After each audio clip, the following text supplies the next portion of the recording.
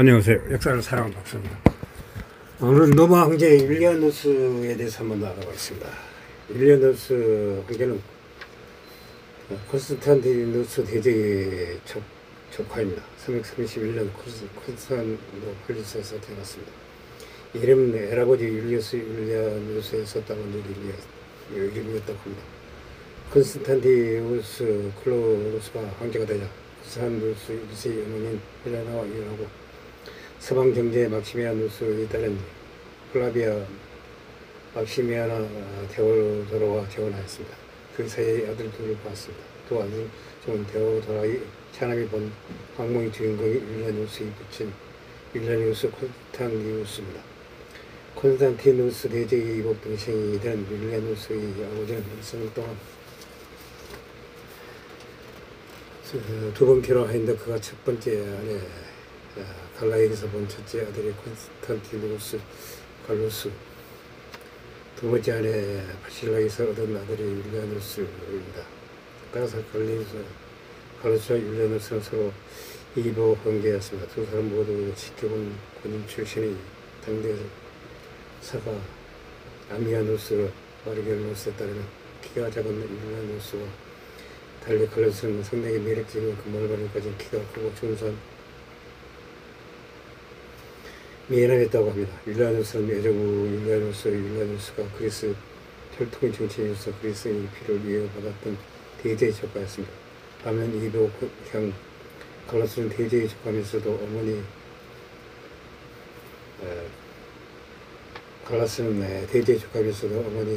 갈라를 통해 셰베로스 왕족의 후손이자 오래된 이탈리아 가문 풀고스 일가의 후손이기도 하였습니다. 할아버지 나라티우스, 유니우스, 플라티우스가 갈라칼라의 차남 가이우스, 풀비우스, 플로비우스의 오르덴시우스의 모순으로 헤피마우스, 세베스의 외사초의 유소찬인 영명통 구대장 가이우스, 플루스, 플로비우스의 플라우티아우스의 후손이기도 하였기 때문입니다. 따라서 율리아누스와 달리 갈루스는 모계를 통해 세베루스 황제의 상관자 셉티무스 세베루스 황제의 먼 후손이기도 했습니다.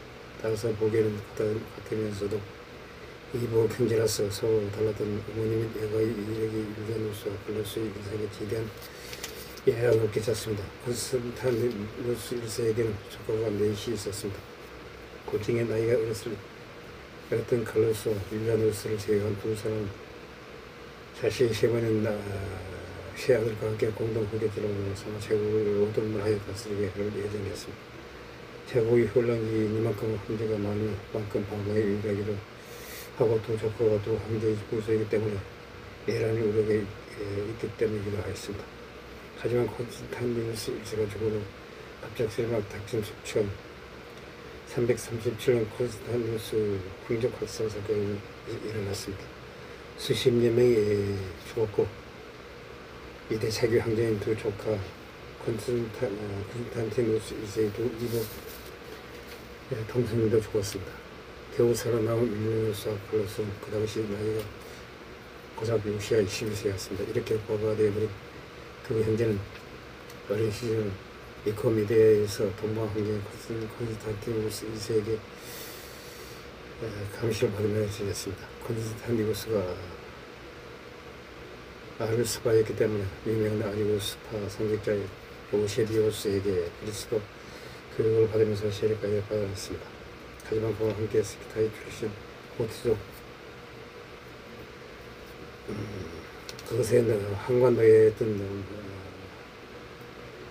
마르도니우스에게서 고전문학과 철학을 교육받았습니다. 당시에 받은 교육은 율리아누스의 인격 형성에 큰 영향을 끼쳤습니다. 생애 전반에 벌써 그 영향이 드러났습니다. 이렇게 6년을 지나다가 341년 이후로 카파도키아의 마르겔렘으로 유폐되었습니다.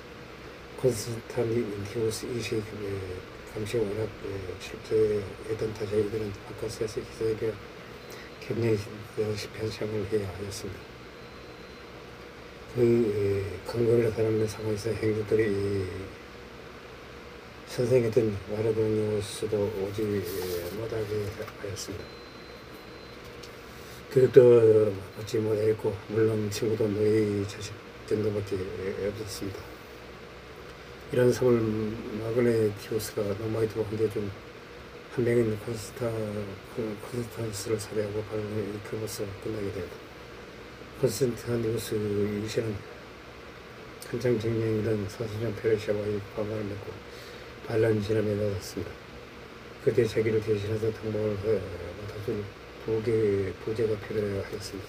이 부제의 자리는 자신이 오랫동안 유폐했던 두 사전 중 행했던 콜로스를 임명하였습니다. 그와 함께 율리아누스도 자유를 얻어 소아시아에서 자급자족을 교육하면서 자신이 바라던 삶을 지닐 수 있게 되었습니다. 율리아누스는 자유를 얻었지만 형 콜로스는 끊지 못했습니다. 그는 콘스탄티누스 2세의 등이 동생이었던 플라비아 발레리아 콘스탄티나와 결혼하여 안티오크를 수도로 삼아서 동맹을 홀려서 통치를 하게 됐습니다. 그런 어린 나이에 아버지가 살아다가는 방은 강제로 인생을 실험하는 콘스탄티누스 2세 때문에 억압받으며 살아왔습니다. 칼로스는 여전히 완벽한 자유를 보장받지 못한 현실을 두고 분노가 컸습니다. 게다가 그의 아내가 된 콘스탄티나 또는 오빠 콘스탄티누스 2세에게 분노가 컸습니다. 콘스탄티나는 원래 아르메니아 왕국의 황제가 되기로 했던 하니발리아누스의 아내로 황후가 될 예정이어서 그를 숙청으로 살해당했기 때문입니다. 그때부터 그녀는 한창 반란 중에 마그네티우스에게 접근해서 또 결혼하려고 한 적도 있었습니다. 이렇게 자기를 싫어하는 둘을 뭉쳐놨으니 콘스탄티누스 2세도 당연히 칼로스를 열심히 견제하였습니다. 이에 두 형제 사이에 갈등은 가져만 갔습니다. 동맹을 갈수록 혼란을 받았습니다. 시리아 속주 총독의 살해될 정도로 사태가 심각했던 안티오크의 대규모 신경부조 사태가 벌어지고 유대인들이 반란을 일으키면서 한 번 다시 하나를 몰살시켜 살아남은 주민들 노예로 팔아했으며 정제가 보낸 두 고관을 죽여서 오르테스강에 시체를 던져버렸습니다. 즉 그대로 내버려뒀던 콜로스는 욕먹는 걸로 끝나지 않고 콘스탄티누스 2세의 자신의 통치 자체 심각한 위험이 될 수밖에 없었습니다. 게다가 카라칼라 황제가 212년 내내 안토니우스 침략 때문에 제국의 모든 백성의 너무나 심한 권자가 되었습니다. 이 때문에 마그네티우스의 반란이 진압되는 콘스탄티누스 2세는 콜로스를 제거하기로 마음먹었습니다. 354년 콜로스는 밀라노로 불러들인 다음 급히 체포하여 반란죄 명령을 처형했습니다. 콜로스는 그 전에 자기 아내를 밀라노로 보냈었지만 여행 중에 비행기 들어 죽었습니다. 당연하겠지만 콜로스의 동생이었던 율리아누스도 의심을 받아 밀라노로 불러왔습니다. 하지만 항우 플라비아의 에우세비아의 강으로 황제의 직접 대변하여 자신을 보호함으로써 자신을 변호함으로써 살아남아 그리스로 이야기를 떠났습니다. 하지만 반면에는 사산적 페라시의 움직임이 심상치 않았습니다. 그렇다고 마그네티우스의 반응 때문에 거대한 공명의 생긴 상황을 교도할 수 없었던 콘스탄티누스 2세는 결코 그에게 남은 유일한 남자 율리아누스를 보지를 삼았습니다. 사번 보제가 된 율리아누스는 정제의 또 다른 여동생 밀라노와 결혼했지만 제대로 된 지원을 받을 수 없었습니다. 갈라 지역에 있었던 콘스탄티누스 휘하 장소들은 마르게르스, 셰르스, 바르바티오 등등 하나같이 율리아누스에게 협조하기에는 미온적이었습니다. 율리아누스와 콘스탄티누스 2세가 비록 헬로로서 사소하지만 율리아누스의 결계를 포함한 콘스탄티누스 대대의 반계 친척들을 숙청해버렸기 때문에 생판 너무도 모든 친척 얘기였습니다. 그렇게 율리아누스는 아무런 지배도 받지 못한 채 한겨울에 알프스를 지나 관리하러 왔습니다. 다른 이들이 예상과는 다르게 자신이 맡은 바를 잘해냈습니다. 제대로 지원도 받지 못하고 병력도 부족한 상황에서 관리의 군무장은 살리티우누스에게 도움을 받아 그 적은 병력을 끌고 모아 적극적으로 군사활동을 펼치며 견실하게 운영하였습니다. 그의 운영 동안 원정을 4번이나 성공적으로 이끌어 담당 부대인 갈리아와 라인하운 바바성의 게르만 인력들을 격퇴하였습니다. 적극적인 감세 정책과 농경 활성화 정책을 갈리아 부흥을 얻게 하였습니다. 부제의 율라누스가 기대의 생성권을 얻는 동안 정제의 콘스탄티누스 2세는 번화간 방어선을 지키면서 사산자 페르시아와의 전쟁을 준비하고 있었습니다. 하지만 그 와중에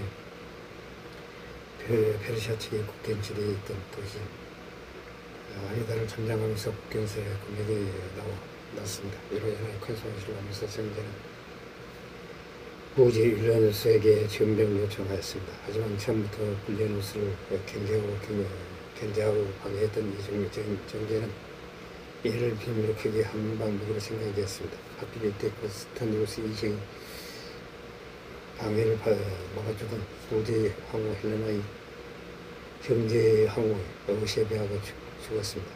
이 기회를 놓치지 않는 콘스탄티누스 2세는 부지 율라누스가 감당할 수 없을 만큼 큰 요구를 하게 됩니다. 하지만 정작 이 차출의 대상이 된 병사들이 동방으로 그런 걸 거부하였습니다. 오히려 그들을 설득하기 위해 일 앞에 나선 율라누스는 큰 방패에 태워 자기를 머리 위로 번쩍 들어올려 정제로 추대해버렸습니다. 그리고 율라누스는 이들의 정제 추대를 받아들이고 콘스탄티누스 2세와 맞서기로 하였습니다. 다시금 내전이 발발했습니다. 하지만 그러면서도 율라누스는 정제에게 끊임없이 편지를 보내 해명하였습니다. 아인군 너버로 야만족들과 싸워서 1년을 보냈습니다.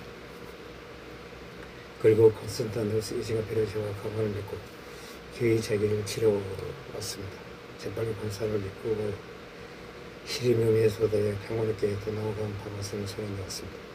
그렇게 노아 제국이 양대 진영에서 정리를 손에 넣은 율라누스는 정제와 한판 붙기 위해 군사를 편성한 콘스탄티누스로 진격하였습니다. 콘스탄티누스 2세가 들것 갑자기 죽어버렸습니다. 갑작스레 병에 걸려 죽어가면서 콘스탄티누스 2세는 자신을 치료는 부제의 율라누스를 후계자로 지목하였습니다. 어쨌든 이란 콘스탄티누스 왕조의 남자 친척이던 만큼 그는 자기 후계자를 얻기 위해 결혼을 3번이나 하였으나 그가 죽고 난 뒤에는 태어난 이란 아이는 딸이었습니다. 이 아이 이름을 볼리비아 막시마 콘스탄티아로 지었습니다. 미국 그라티아누스 황제 때의 황후가 되었습니다. 제1차 탄천을 따라다가 졸제 정동 황제가 되어버린 율라누스는 자신이 학구감주의를 이용하여 로마 제국을 기획하기 시작했습니다. 그 첨번제는 황궁의 입을 줄이는 것이었습니다. 재정이 보직에서라기보다 그때 당시 한국의 사치가 말이 아니었습니다. 이보라서를 불렀더니 고국한 대장의 행동으로 보이는 화려한 행차를 할청되었습니다. 그래서 쓸데없이 많은 고용인을 모조리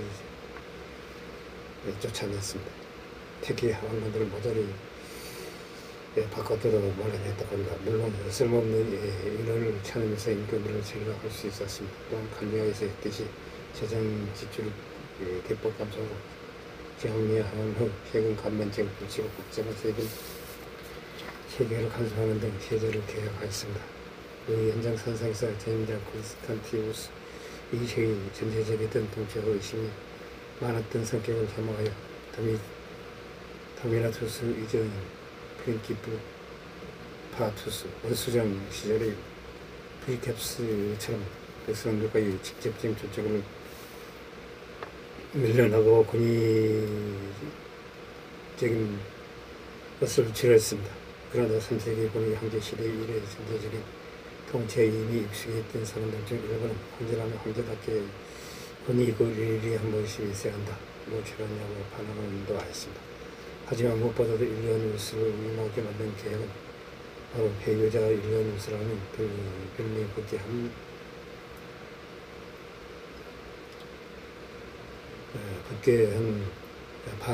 그리스도교 정책이었습니다.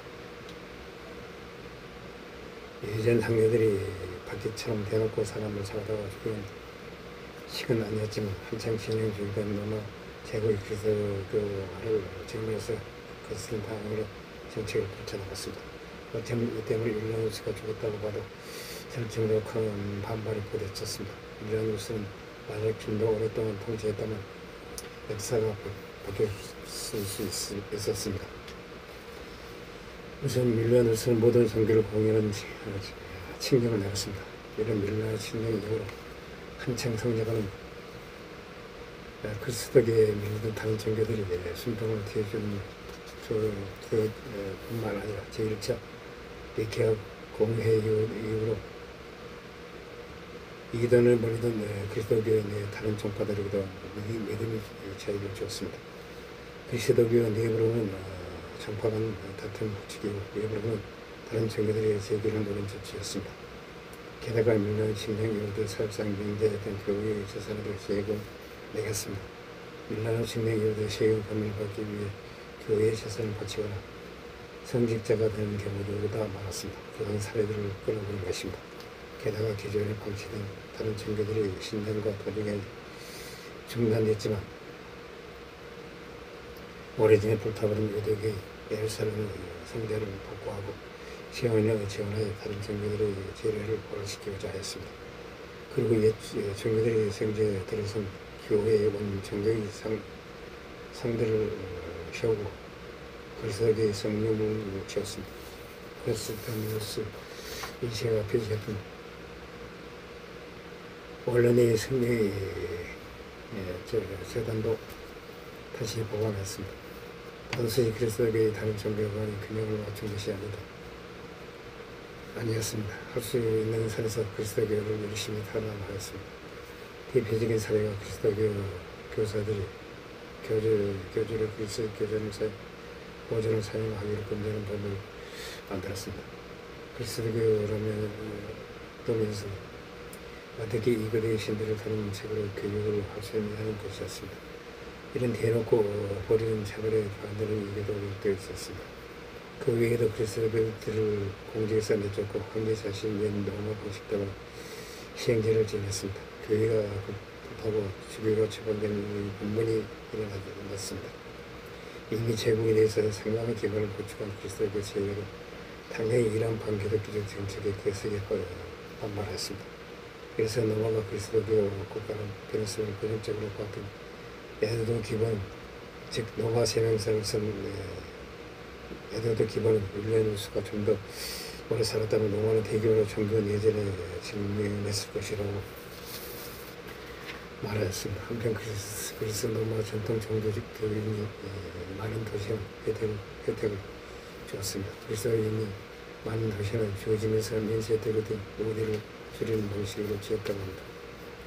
예전 디오클레티아누스나 그 이전의 한국처럼 대놓고 폭력적으로 다스리지는 않았습니다. 그리스도교는 바닥거나 받기까지는 아니라도 최소한 사회 주류가 아니었던 300년 세월이 복해없게 힘으로 다스림을 해봤자 순교자로서 우리는 버티면서 내부자로부터 단단해진 기제가 이미 탄탄하여 소용없었습니다. 반기독교 정책에서 가장 열거된 부분은 율리아누스가 전문 성직자와 교회를 갖추도록 로마 종교를 재조직했다는 사실입니다. 이런 곳곳에서 그리스도의 여행이 있기 때문에 알고 있다는 것, 율리아누스는 이리로 그리스도교는 인문스러운 예정이 따서 조직이 해놓은 그 공격에 맞설 수 있다고 생각했습니다. 그래서 제 조직이 박원의 지금 모양이 되어버렸습니다. 거기에 황제 자신이 매우 폭력적인 사람이었습니다. 이런 까다로운 삶을 생긴 종교의 성직자에게 감명하였습니다. 그런데 그리스도와 로마의 전통 종교는 이런 금력적 분위기에 잘 맞지 않았습니다. 12세기 동로와 제국에서 게고르 케드레노스에 따르면 율리아누스가 365년의 개인 조치의 오리바이시오스를 델포이로 보내 신탁을 받았습니다. 이것이 델포이의 마지막 신탁이었다고 합니다. 노마 황제를 율리아누스 황제에 대해서 한번 알아봤습니다.